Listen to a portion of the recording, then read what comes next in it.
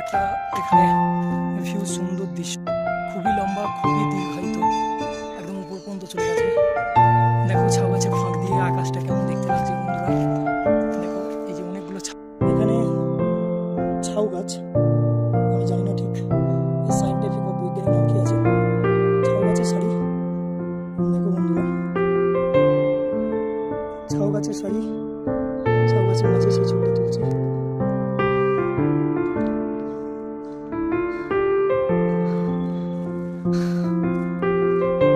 মোটা মোটা ঝাউ গাছ, মহাকাল মন্দিরের কাছে এটা।